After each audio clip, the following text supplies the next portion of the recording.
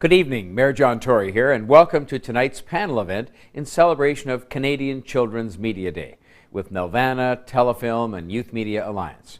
It's a pleasure to join you all in recognizing Toronto as an industry leader, indeed a global epicenter of animation and children's media. To highlight that, we've also proclaimed Children's Media Day in the City of Toronto, further spotlighting the innovation, the talent pool, and the award-winning projects that we see in and from our city all the time in this area. We've seen an incredible boom in animation, even throughout the pandemic, which I know has posed unprecedented challenges for the industry.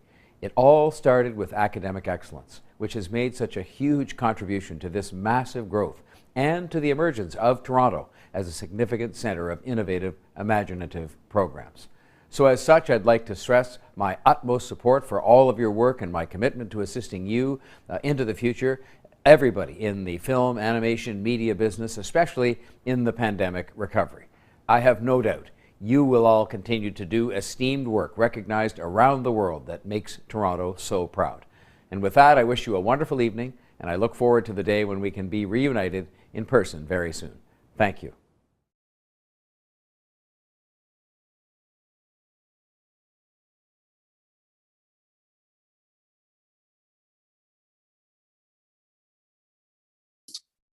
Okay, so hello everyone, and thank you all for joining us today for our Canadian Children's Media Day panel on the inaugural Canadian Children's Media Day. We're really excited to kick things off.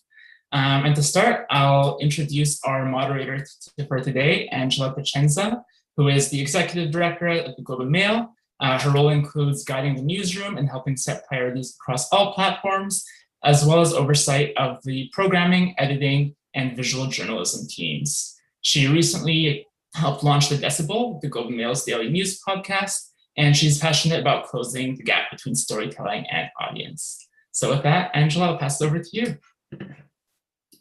Thank you so much. Welcome, everyone. I'm so pleased to be here for Canadian Children's Media Day.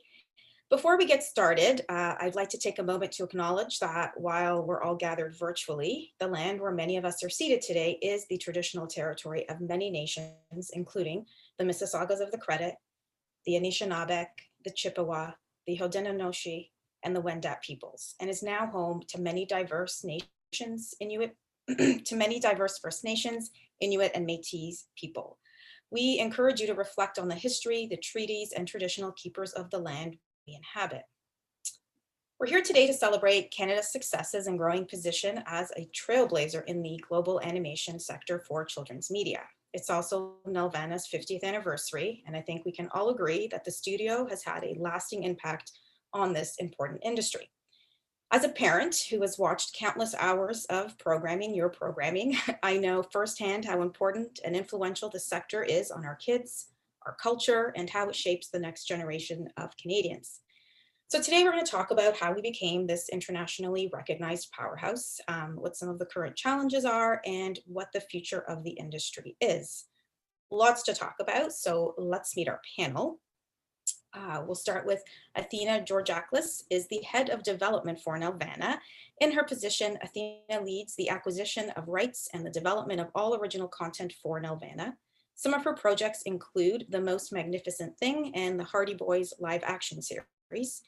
She's worked in the Canadian broadcast and production industries for more than 22 years. Previous shows include Johnny Test and Camp Lake Bottom, both of which were in high rotation in my house.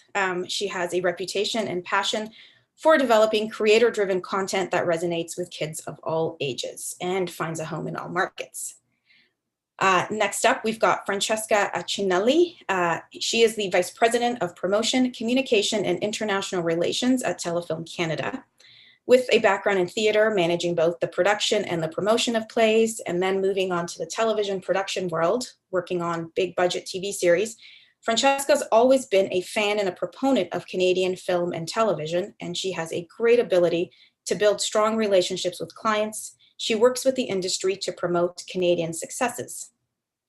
Magali Simard is the film sector developer for the City of Toronto. She's responsible for leading, developing, and delivering initiatives to enhance the global competitiveness of Toronto's screen sector. She works with local and global partners such as studios, unions, content distributors, networks, government, and artists to further enhance the industry's footprint in Canada and abroad. Prior to joining the City of Toronto, she was the Senior Manager of Theatrical Programming at the Toronto International Film Festival. And last but not least, we've got Ted Gervan. He has just joined Sheridan College as the Dean of the prestigious Faculty of Animation, Arts, and Design. The renowned program is Canada's largest art school. Ted began his career as a sculptor, visual effects artist, and lead designer on several film and television projects in Canada and abroad, always exploring the emerging field of computer-generated film. Ted has held leadership positions at LaSalle College, the Vancouver Film School, and Capilano University, which means he's had a big hand in shaping Canadian talent, past, present, and future. Okay, that is our power panel. We're going to get into it. Please, if any of you have questions, feel free to drop them into the chat, and we will try to get to them at the end of the formal part of the panel.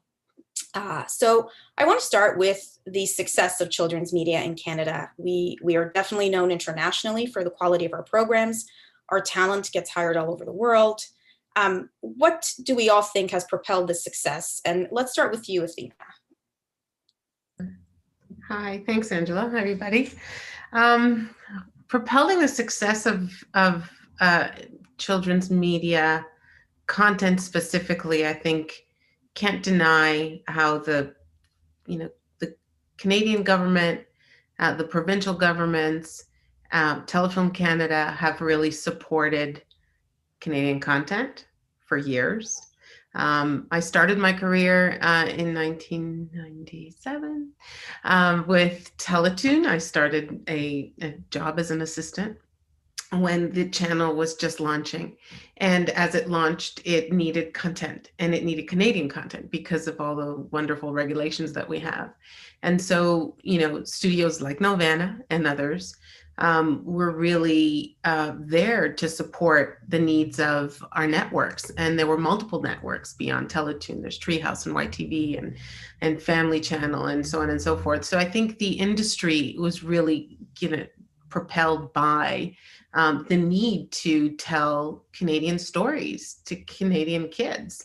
And although those regulations might have seemed really drastic or sometimes a little heavy-handed, they really did shape our industry and build all of the talent that came with it. You can't deny Nelvana's contribution to that, being 50 years of animation, started by 3 people in 1971 who had a passion for animation, and it is what it is today because of that. But I think that the contribution that the governments have had in funding content has really made the difference here. Okay. And Francesca, do you agree, or what else do you think has I helped? disagree. No, I'm kidding. I echo Athena. I think, part of my job is getting to work with international partners. And one of the things that you often hear is how amazing the funding system is in Canada. Broadcasters, the Shaw Rocket Fund, the Canada Media Fund, Telefilm Canada, the provincial agencies. It's a wonderful resource for our creators to be able to have. I know that it's getting more and more competitive, and I think that means we're growing up. 50 years ago, it was a very different landscape with very few companies, and now there are more than 1,000 companies, and of which there is a huge percentage that are doing more focused on animation and children's production.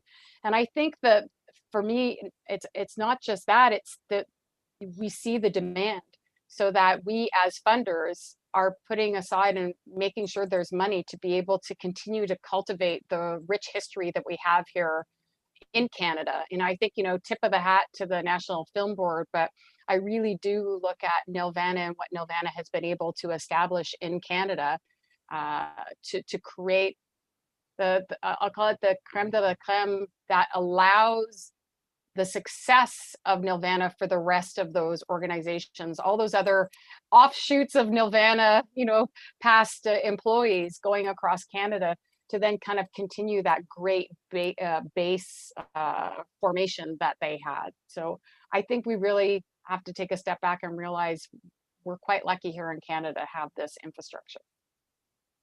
Great.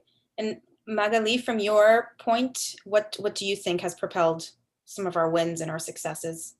Well, certainly Francesca and Athena are spot on. I mean, the level of support that government levels throughout the years, throughout the decades, like we're talking like Toronto, Canada, everybody was known for animation in the 50s already, like it's such a long history of it.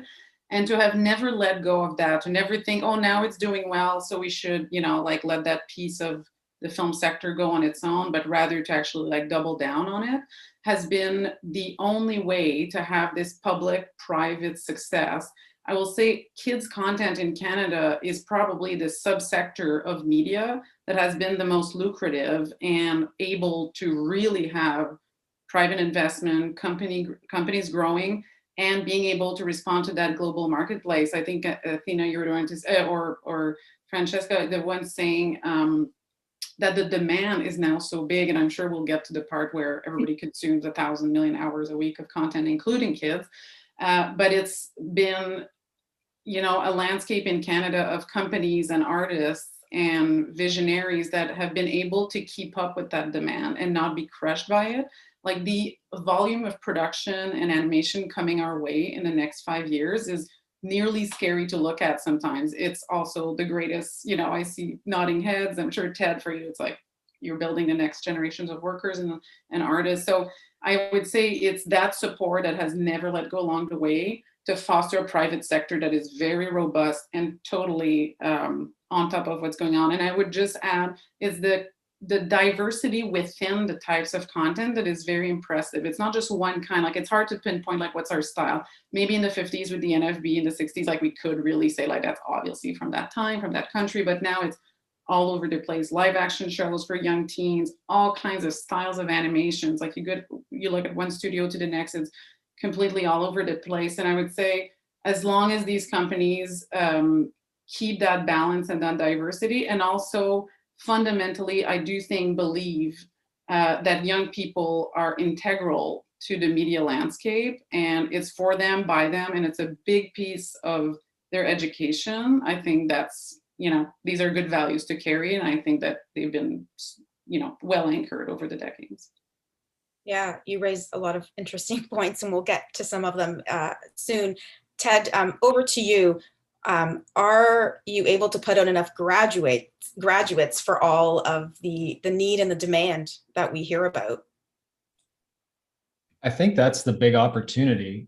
That story, I've been hearing that story for over 15 years and I'm sure the studios have been living that story for equal if not longer amount of time on the content side. And I think I'm probably jumping way ahead here, but I think that COVID-19 has really opened up new possibilities in terms of thinking about, well, not only sort of work-life kind of balance, work from home, but also like new modalities. And so obviously, the post-secondary institutions were really, I think that a silver lining in the last year and a half has really been trying things that we never thought we could do, such as delivering animation online for the last year and a half, which is what we've been doing at Sheridan, in the game program as well. I think we've built an incredible model at Sheridan, specifically in animation. There's tons of interest and demand for it. For example, we have over 1,800 applicants a year. We review over 1,200 portfolios, and we accept 150 students. And that's based on the excellence and the reputation and all the work that all those who came before me have put into Sheridan. But when we think about that idea of excellence, and what does that mean? I think there's a real opportunity here around modalities and access that we can really explore in the coming years ahead. And I'm really passionate about it. It's something that I want to see us do. The idea of a traditional university program being built 2 semesters a year, summers off, you have to move there, brick and mortar. It's wonderful, and it's working obviously really well.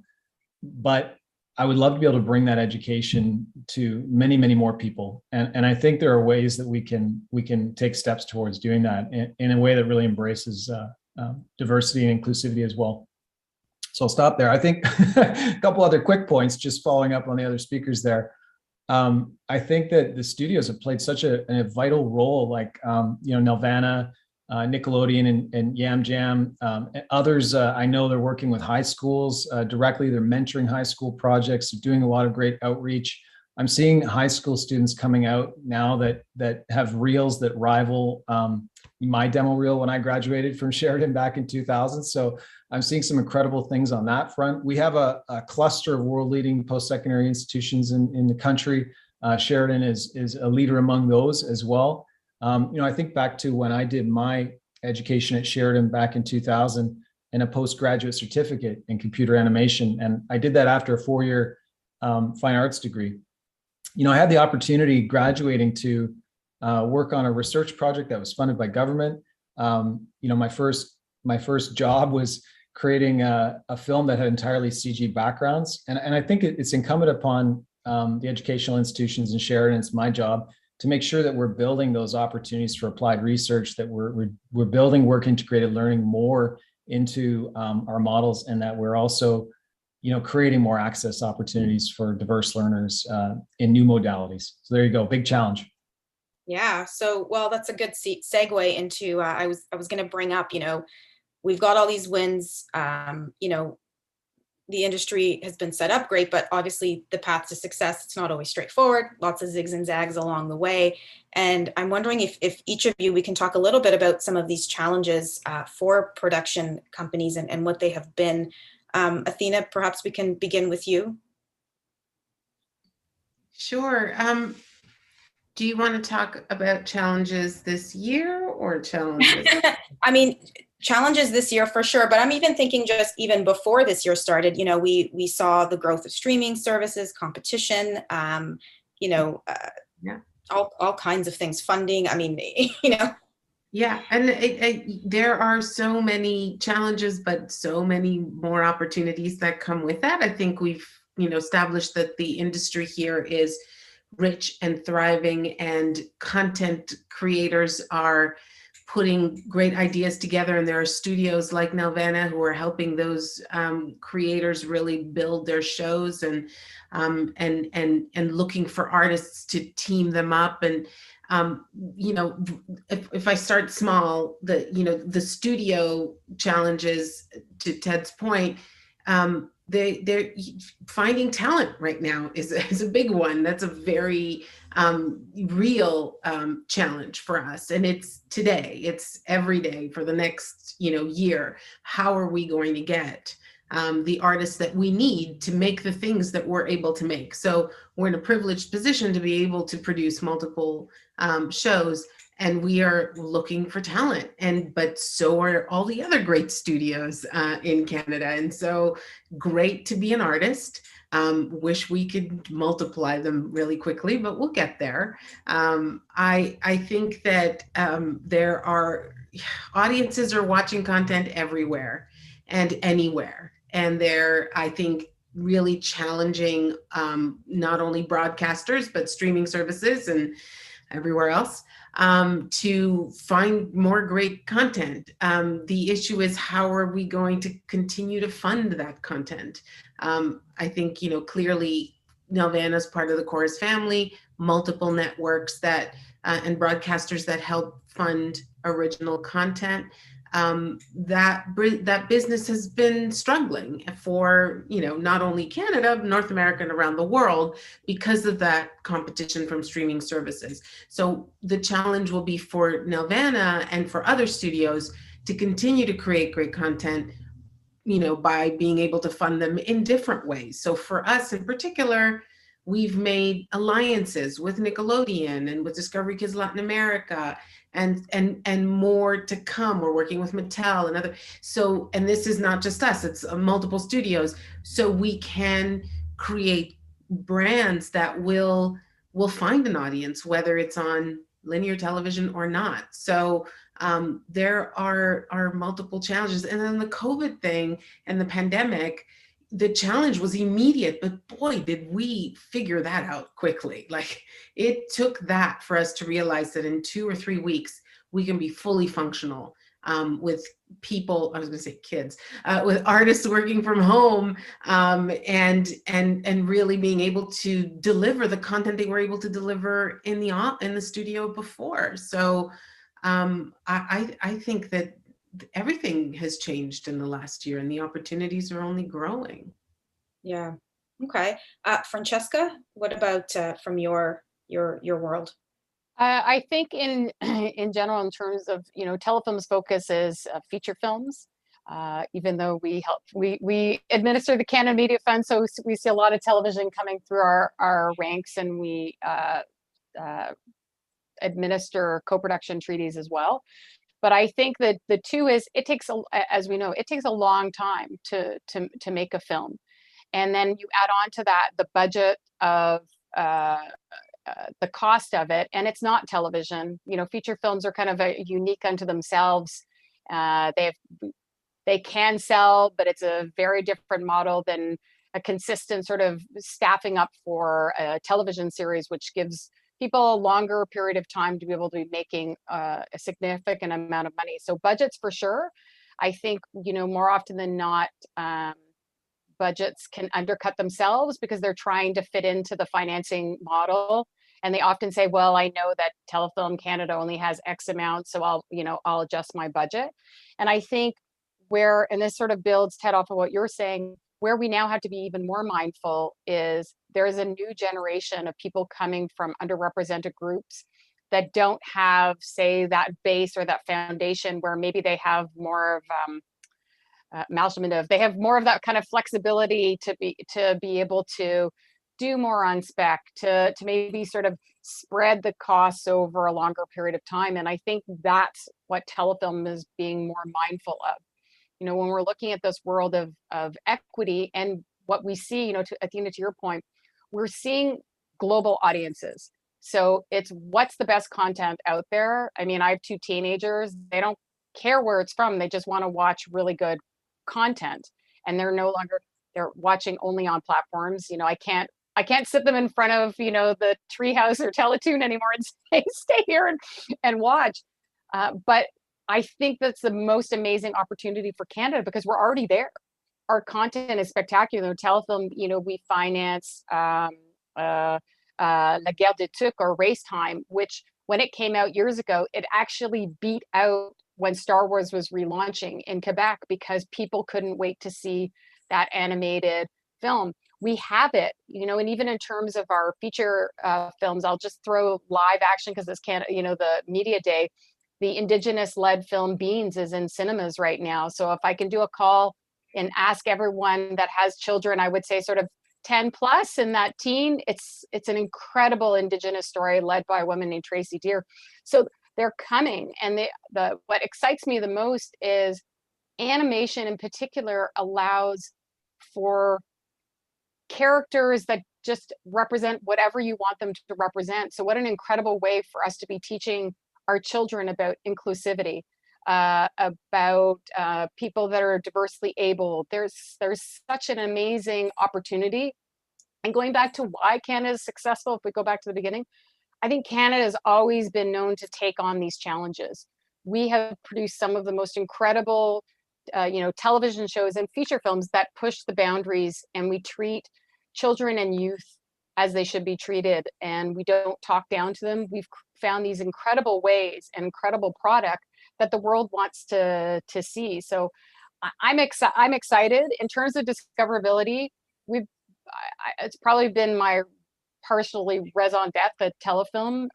We've done a lot of work around discoverability. Just as COVID was hitting, we launched, it's a discoverability tool called See It All, where people can discover mostly Canadian films. A lot of animation shows up there, but we worked really hard with the Made New campaign and my friends at the Academy. However, we can just get the attention and get people excited to watch the content. That's it. We only have 5 seconds, so there better be a link to where people can watch and watch it legitimately. We don't want our children, we want people to be paying into the content again, so we can continue doing this work. Rejuvenate it, yeah. Ted, in terms of the challenges, you talked a little, and a few people have brought up the pipeline and who's coming up. In education, there's an obvious cost barrier sometimes to getting in. When we think about diversity and inclusion, what role do you think the education sector plays in that? It's huge. It's really important. Just living expenses alone are such a limiting factor for diverse learners and families, individuals that maybe their economic circumstance is a little bit on the lower side, if I want to call it that. We want to build models that work for everyone. We want to build education that can meet learners where they are at the level and at the place in life that they're at. So I think that diversity inclusion is really important. We have to look at it from all angles. So how do we recruit diverse teachers? How do we enroll students for diversity? And there's a lot that goes along with that through the hiring practices, particularly when we're in complex organizations such as a public post-secondary, where there are collective agreements and things of that nature to sort of work through. I think Gen Z and Gen Y learners are really mission and meaning driven. So, how do we build an inclusive community of practice they expect? And, I see leaders in the industry emerging in this space as well. And I put Nelvana as one of them with all the EDI related initiatives that I've seen them doing over the years. And there are others. I think that the platform, again, is really important. So if we think about an online course, we've probably all done them at some point in the last decade. Often it's a platform like this for, connecting, and then there could be an LMS like where there's a repository of course materials that you sort of work through. How can we shift that from that sort of model to more of a community and to what the youth are used to in the platforms that they engage in? How can it be more gamified? How can it be truly a community forum, where it's designed, sorry, you hear my dog, universal design elements, searchable, transcribed lectures that you can search up problems and vote up. answers to questions and use the most popular kind of answer. All those types of considerations need to go into the future of the programs we model. Obviously, there's a lot to work through in terms of technology and IT, which I think is something we all experience in our different workplaces as well. And so there's definitely some hurdles and things to work through there. And then I think about also, how could a traditional college age going student that is, say, 18 or 19, maybe they're taking a longer program, but could someone from industry come in and just take 4 or 5 courses from that program that are sort of at the upper end of the program that are a micro credential, or it's a reskilling program. So I think we have to think about, again, just meeting the complexity of our learners at all stages of their life. Yeah, that's a lot to think about. Okay, so we are here to celebrate, though. So I know there's a lot of challenges, but just to get back to a little bit of the celebrating, I'd love to hear, maybe Magali, you can answer this one for me, is, what is something that we should be really proud of in terms of what we've done in the last while, let's say 5 years. You've got a front. We should be. I think there's so much to be proud of. Obviously, I think it's great to name shows. I think we should all maybe name the show that when we were kids, they turned us things like that I think really put the color to what it is we're all doing. And some shows were named already, but for me, Babar was a huge part of my upbringing. And here's a company that did something that was going to serve the French in France, the Francophones in Canada, and then the English speakers as well. It was translated in so many languages ultimately around the world. So these kinds of stories that really, and I don't think I knew back then it was made here. I don't know that, can't really remember, but afterwards, once you enter the industry and get to know all that, that was something for me that was huge. And I would say something that we should really be proud of is, and I've sort of alluded to it earlier, is the values that are often embedded in the shows from here. We all talk about diversity, inclusion, and hiring and this and that, but often it's in the stories that are told, and the writers that are hired to write these shows, and the artists that are at the table developing it within companies or for hire, name it. But I think that we should be proud of how it's gone in the past few years. It's really ramped up, but I think there's a lot of very significant efforts that are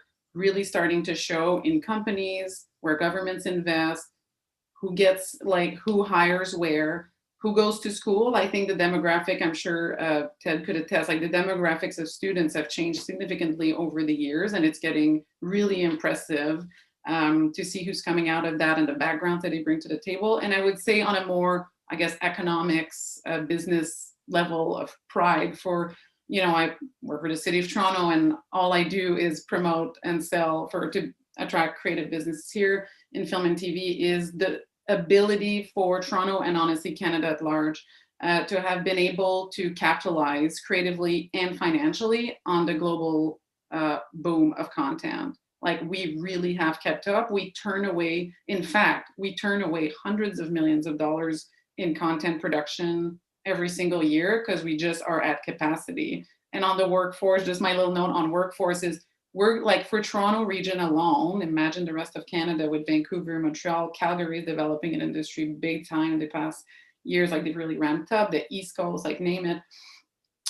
For Toronto alone, we're going to need upwards of 15,000 new film and TV workers. That's probably a couple thousand in kids content over the next 5 years, with the amount of studios that are built, the amount of production that is coming our way, including animation, VFX, and post. So it's the right time. So if we're proud of the growth we've been managed to sort of create and then capitalize on, and it's kind of chicken and egg thing, there's a lot of opportunity ahead. It's not easy to go get 15,000 workers.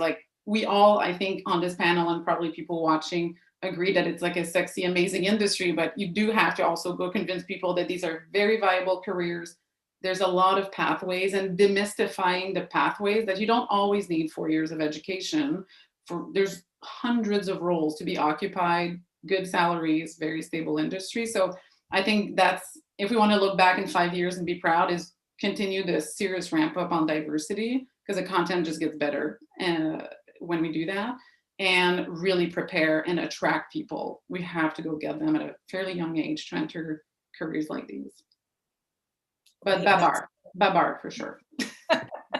Okay, well, in the interest of name dropping, why don't we do a little lightning round among yourselves?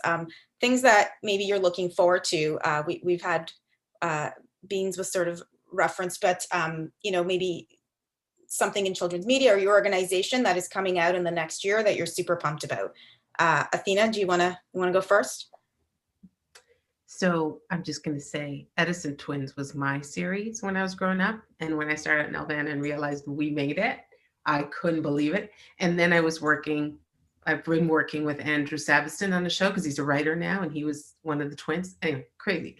So I'm sorry, your question. What am I, oh yes. In the next year, what's coming out? But that's good. Past and present. Yeah, so many great things. So we're really in the feature film space, and Francesca was knocking on your door soon.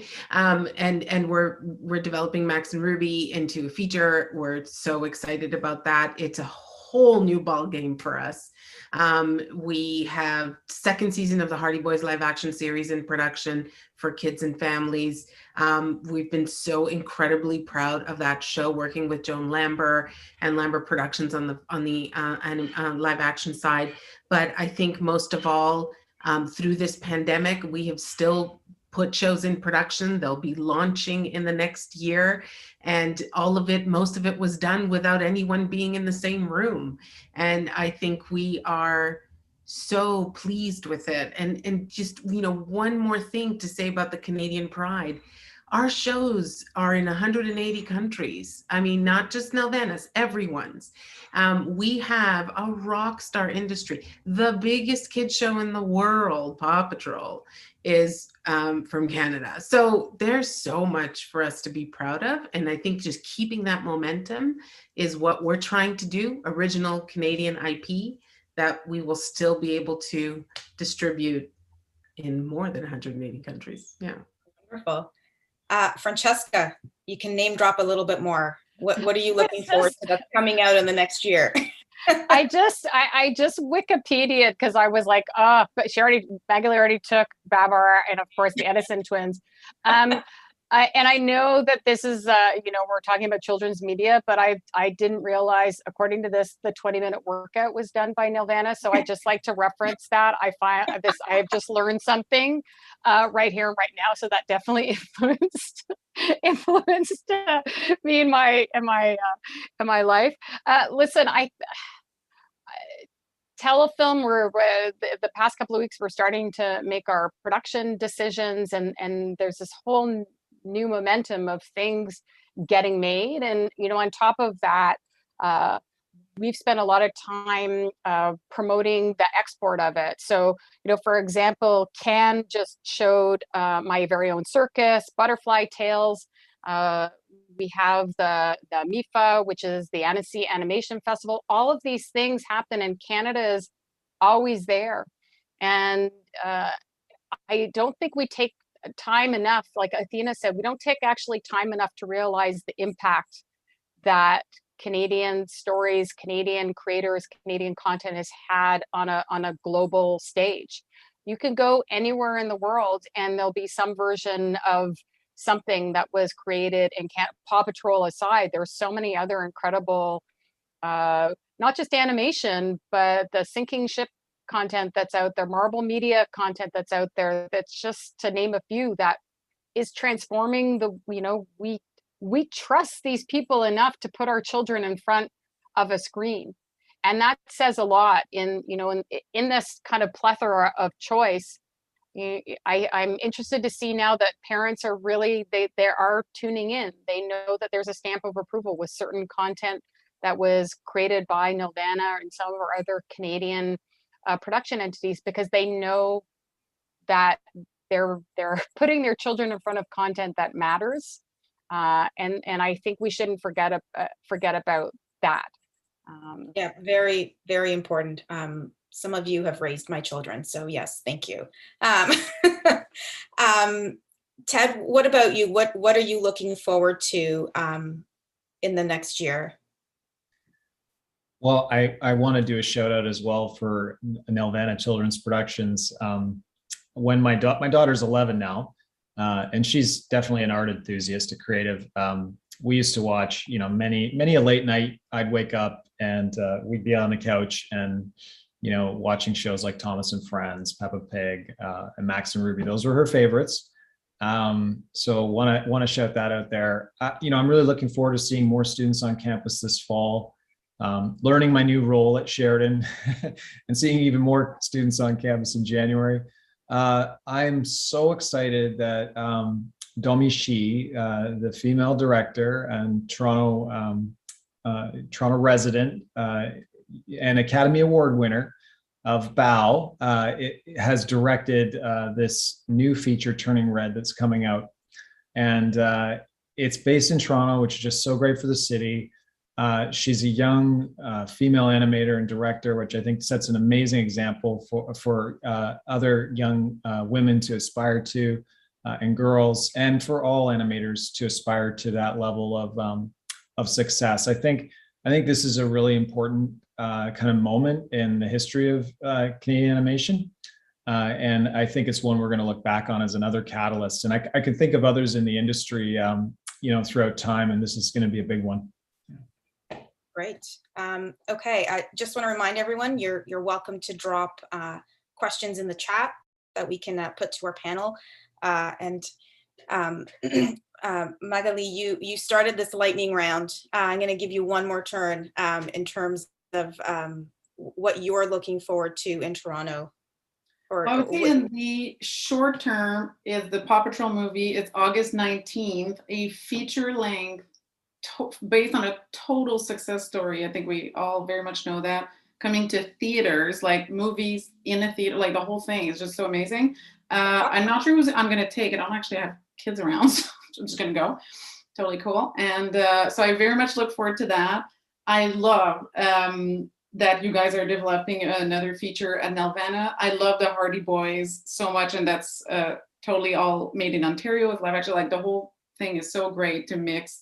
To have projects in live action for a certain age range and then others in animation. And next year, I have to say, Ted, Turning Red by Demystifying, that's going to be a huge deal that this film was made. The rapidity after her short film, that is the kind of wild, when we say like the wild boom, that's also what happens. Like you make a short film, an extraordinary one, you end up, you graduate, you end up at the Oscars, and then you have a feature that's like these studios. It is unbelievable. And as you said, it's all set in Toronto. Like, I don't know if you've seen the trailer and stills, but like you'll recognize parks here and there. We're all over this and we really want to do something big with them. There's so much to celebrate in that project. So I would say, yes, it's the big, I would say it's actually the features because, there's a lot of episodic content and it's great. But I think it's great to get back to some feature films. And those are often the ones that really will stick in time in like cultural landscapes. Like when The Breadwinner did everything it did, like you really remember those times. So I think there's big anchoring in feature films for culture. Yeah. Great, thank you. A question from our audience. Athena, this one is for you. How have studios like Nelvana, do you think, fostered positive work environments for women in animation? Obviously, getting more women into some of these roles can be challenging. So I guess, can you give us some thoughts on that? Great question. And I think we can't deny how Sheridan and other schools have been really actively recruiting students so that there's a gender parity. And if you walk through the studio before the pandemic, the floor was really well balanced. I think we were really proud of what we were able to do from an animation standpoint. Multiple artists who have really come in, young female artists with all the talent and so many opportunities. So I don't worry about where we're going. I do worry about where we are when it comes to some of the more senior roles in animation. So we, as well as other studios, have been actively mentoring female artists who are ready to take the more senior role to be directors or art directors, or so on and so forth, supervising producers, really giving them show running opportunities, content creating opportunities that that haven't opened up to them quickly enough.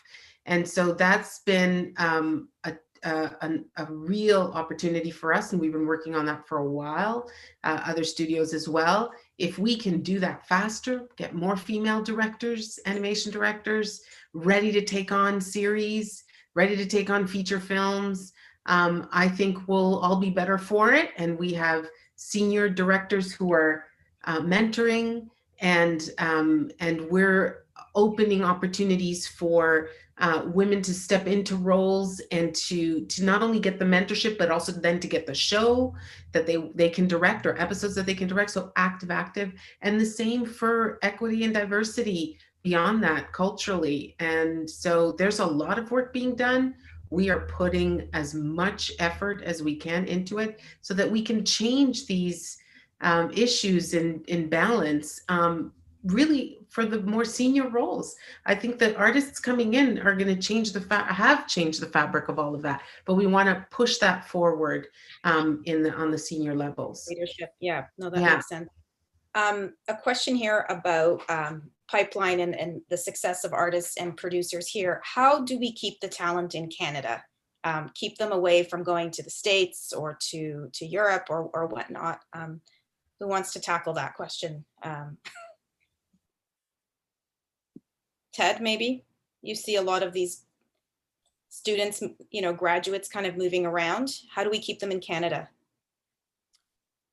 Well, I mean, there's opportunities to, I think, bring more talent to Canada, both in multiple ways, domestically and internationally. I think, again, it involves, looking at pathways and partnerships, trying to break down the edges of how we traditionally build programs in that sort of degree model, and how can we do on-ramps and off-ramps? How can we ladder students from shorter programs at other institutions into our program? How can we work even with, more closely with private institutions and helping those, particularly international graduates, obtain a Sheridan education so that they could be eligible for a postgraduate work permit. I think there's a lot of important work to be done with the high schools as well, and bridging the edges there with programs such as dual credit programs, mentorship programs, which I've seen some really amazing examples of in the last number of years. And, really just trying to help students. Again, that helps as well with the equity piece, because if we can partner with the high schools and do things like dual credit, we can actually help reduce the cost of education when students get here, reduce decisions that maybe weren't the best, really making sure that those bridging programs help prepare students so that they're not investing a ton of education and it not being the right fit as well. Okay, thank you. Yeah. Magali mentioned, this, we're going to need 15,000 workers in the next 5 years. And so that is quite exciting. We've got a couple of questions about how to get into the industry or how to pitch stories. And I wonder if we can maybe touch on that a little bit. Magali, do you want to take that one? You sort of mentioned we got to keep people here and fill jobs. We do, and I would say I think it's okay to be okay with people leaving too. It is a huge global industry, and it's a perennial question, like keep Canadian in Canada. And in a way, a lot of the best, or whatever, I don't know if they're the best necessarily, but a lot of people that have made it in Hollywood as well also come back and do projects here. I would say, especially in animation, a lot of people that have left do a few projects there or spend several years there. A lot of these companies end up opening headquarters or extensions of their offices back here later on. I think what we're selling people is not just the competitive salary, because that is difficult to keep up with when the market is what it is now. Each company offers a company culture of some kind, and creative freedoms that might be not replicable elsewhere.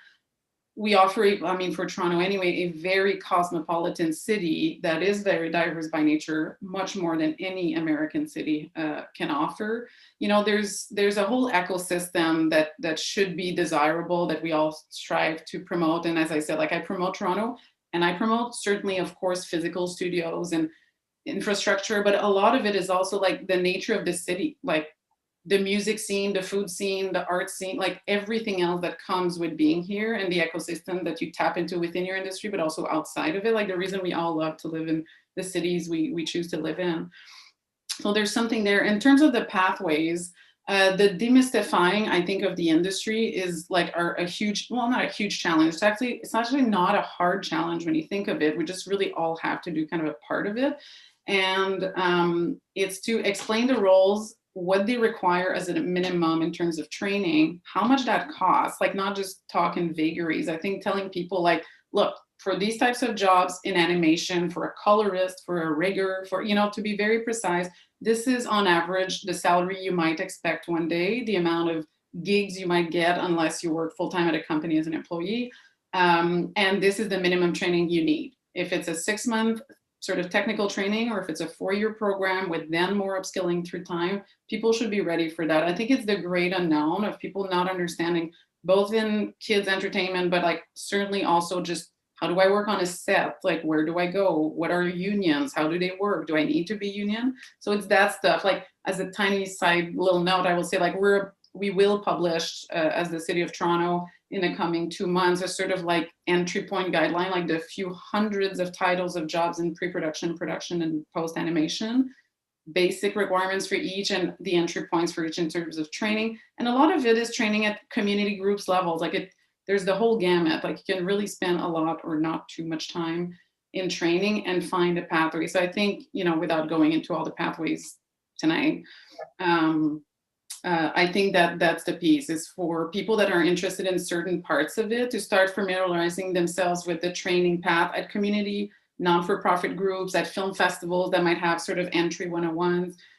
What companies are the leading companies, to start picturing what the landscape looks like, and start consuming the content that you wish to make one day, sort of thing. So there's a lot of, I'm not sure that it's very helpful, everything I'm saying, but you know, it's really like dig a little bit to see how much work there will be in, you know, towards certain jobs.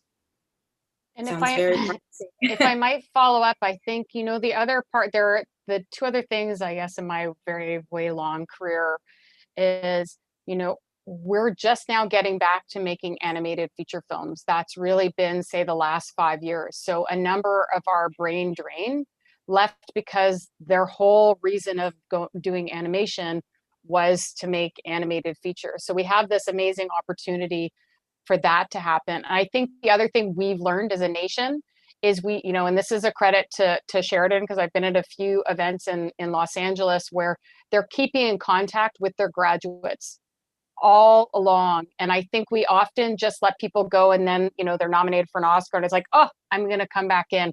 And I think now what we're doing is we're just saying, we know you're happy there. How else can we help you? And I think that's a little bit of what Telefilm's been trying to do as well, is how do we work with our creators that are now based somewhere else? And can they even be that opening access, you know, those based in Los Angeles or in France or someone else? Could you help someone else get started there? And just sometimes just that reflection of, oh, Canada cares about me, because it's the same, you know, kind of transparency and that demystification that Magali is talking about. Once people leave, they feel forgotten and no one's paying attention to their success. And I think we're getting better and better at staying connected. I always say, like, as a fundraiser, you don't go to, you have to stay with them the whole time. You can't go to them, you know, when they're making it big. They need to know that you've been in their corner the entire time. And I would echo Magali in terms of what we all need to do is talk in plain English. Stop talking like we're talking to experts in anything, and really show what's the true value proposition, because there's generations out there that have no idea that they may actually like one part of this work. And Telefilm too has been working actively more in BC. We've been working with Capilano and the Women in View to actually continue to bolster women in animation, in particular women of color in animation. And I think we're going to start seeing more Indigenous creators, more Black women of color. So it's kind of a great time, but it's like, don't take your foot off the gas, and we have to just keep focused on giving them the tools of success. Great. Yeah, that sounds fantastic. Athena, I'm going to throw over to you in terms of pitching. If you have any advice to offer on pitching stories and how to get your ideas heard so that they can be greenlit. Sure. I mean, pitching is always a really tricky thing.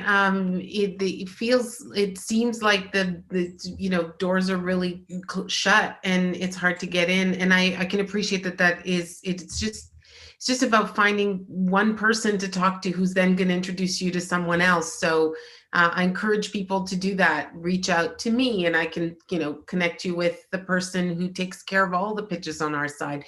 Nelvana is a studio, and like all other studios, we're looking for great content, and we're looking for content creators who can be a part of their own show and have a real active participation in it, whether they are writers or directors or artists and animators. So you just need to find the right person to talk to, and talk to as many people as you can who will guide you there.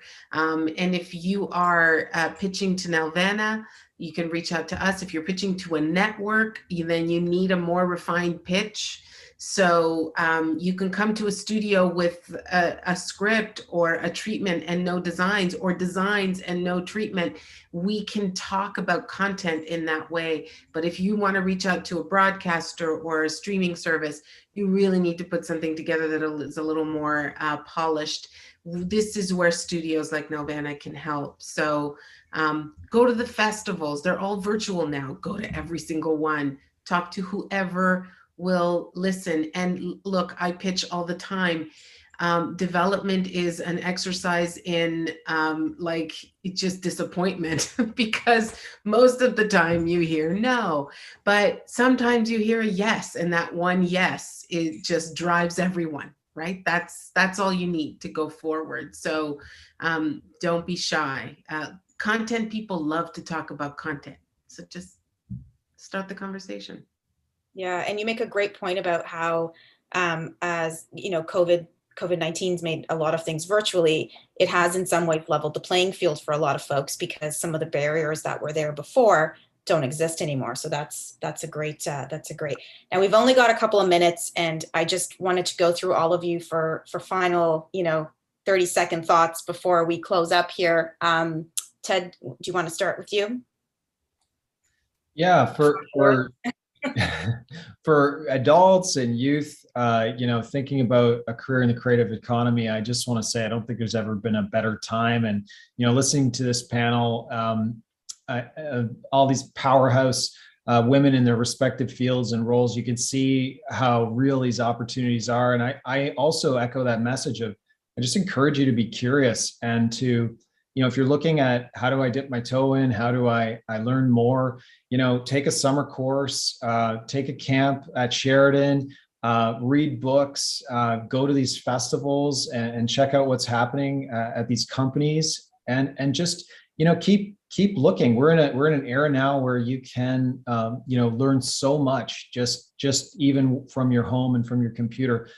When you get serious and you're really looking at a bigger commitment to post-sec, talk to faculty, go to open houses, and really, make sure that you're finding the right fit for you. There's so many great opportunities out there, and there's a whole bunch at Sheridan. I'm going to do that plug, but there's a lot of really good programs out there in Canada, all across the country, and a number of them have been named here today as well. So keep looking. It's a good time. Thank you. Magali, final words? That was awesome. I love what you just did, Ted. It was great. Yes, it's the right time to get into this business. If, one thing that has been for years kind of like plaguing the industry is that basically like kids or youth could not really explain to their parents that these were viable pathways for them. It was kind of like, oh, your sort of artsy dream on the side. It's like, no longer. This is one of the only sector that thrived during COVID, that was completely stable after 3 weeks nearly. Like as Athena said, it was unbelievably quick how fast it could keep going.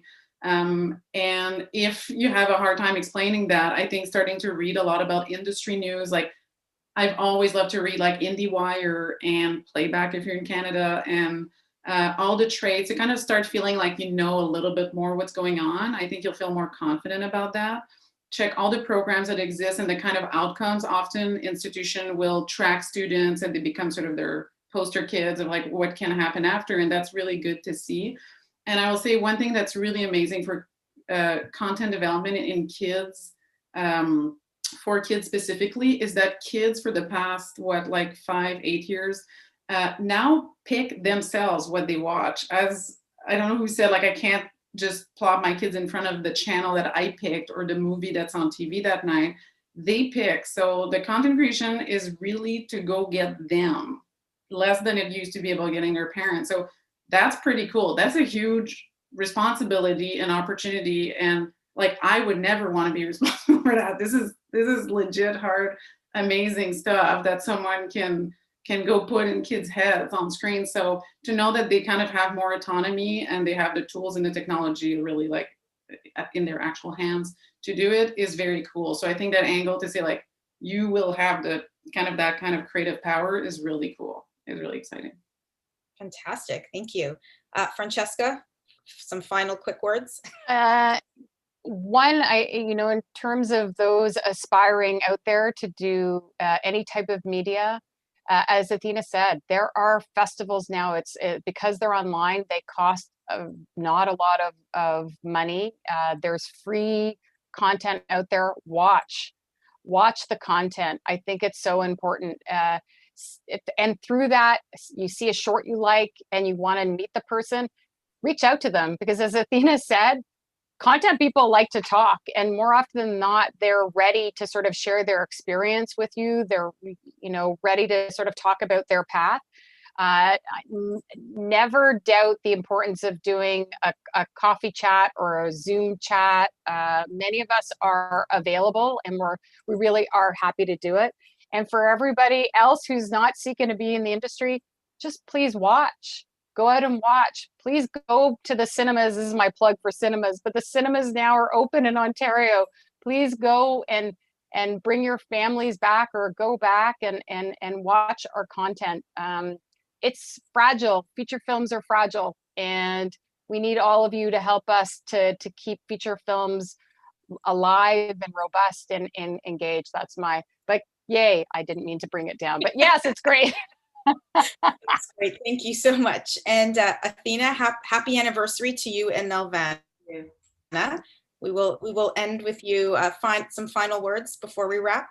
Remember that kids decide. I think, Francesca, you said it, and Magali, you said it as well. Kids are our compass. We create for them. Treat them with respect. Understand what they watch and why. There's no accident that YouTube is successful right now with kids of 6+. And there's a reason for that. So as we continue to understand what kids love to watch and how we tell great stories and we create for them, I think we'll always be successful. We just can't forget that they are, to Magali's point, more autonomous than they ever have before, but they are our compass. They'll continue to be that. Wonderful. Thank you so much. This panel has been so informative and amazing, and gives me great hope for our future to continue our successes. Thank you everyone watching for joining us today. You can expect an email with a video link to this session, and some upcoming Nelvana events will be sent to all of you. So look for that in the coming days. So thank you again, everyone, and we'll see you soon. Thank you. Thanks for watching. Thank you. Everybody. Thanks, Angela.